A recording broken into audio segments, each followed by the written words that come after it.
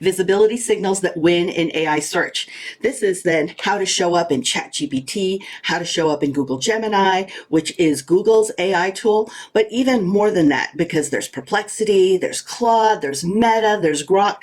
So I'd love to hear if you're utilizing any AI tools in how you search. So the old way was search, click, and then get to a website. The new way is people are asking. They're getting AI answers, and now they're done with the information.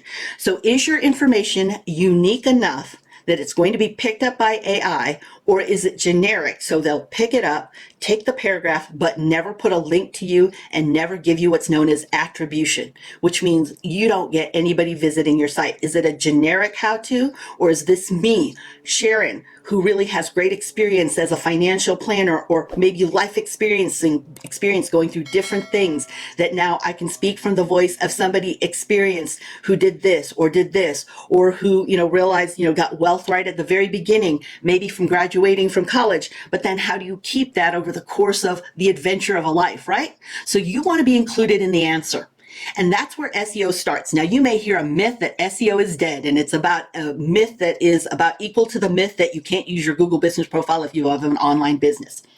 It is not dead. It has evolved, but it's still good to have good search engine optimization, some of the basics, because those are how you build know, like, and trust and confidence in you for the AI and any search engine to pick you up. So I'm search engine agnostic. Yes, I'm the Google gal, but I also know people search where they search. So I'm not just going to force people to look at Google. There are plenty of people who buy devices like a laptop and Bing is installed, and they are never going to uninstall it and change it to anything else. So that's the way they search. So we do need to know there are people who do that. It is on us to be experts on our customers. We need to know who our ideal customer or client is.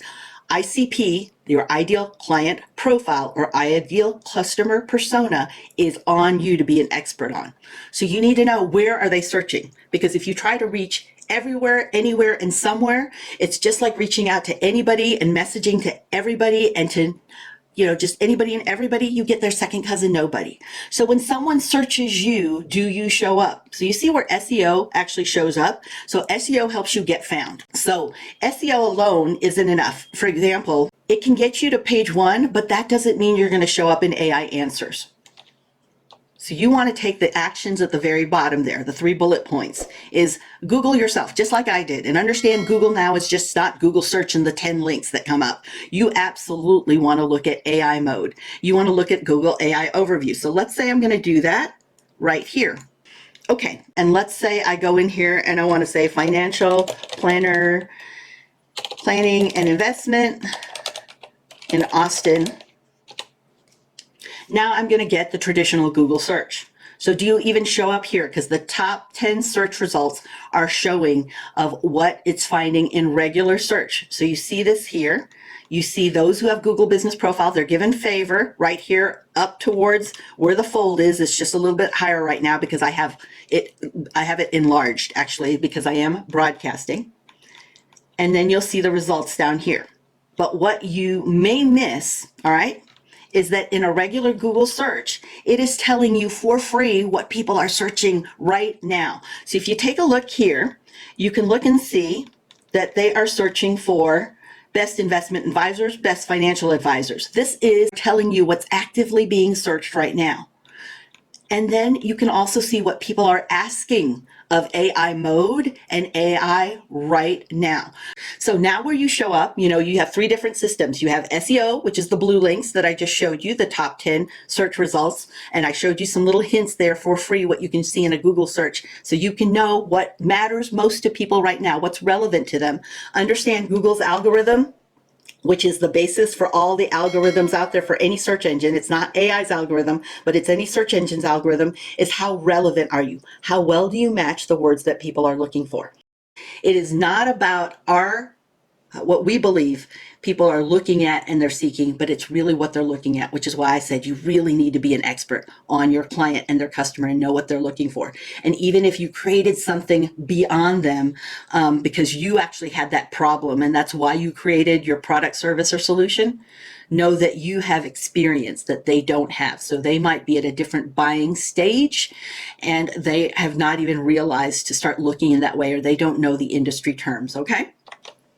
So what's AEO? That's answer engine optimization. And that's what I've been showing you just now in search. AI mode is just that, AI overviews and AI mode. So what are AI overviews? This is when Google shows you in a result. Let's say, I'm going to bring it up here so we can do it and see an actual practical application of it. All right, so if I look for best financial planner, and I don't even say where, because people don't always say where they're at. That has to be picked up by GPS and by pinging their location. You can see this AI overview. So you're getting the AI overview even here in regular search results. I'm not in AI mode, I'm in regular AI overview, or I'm regular search and AI overview is showing up. So that is what Google AI, which is powered by Gemini, is finding to be the most popular information. And if you want to take a deeper dive, you can switch to AI mode, which is what I was showing you a moment ago when we went here, okay? So you can see the difference between the two, but it gives you a lot of information and then some different links here. All right.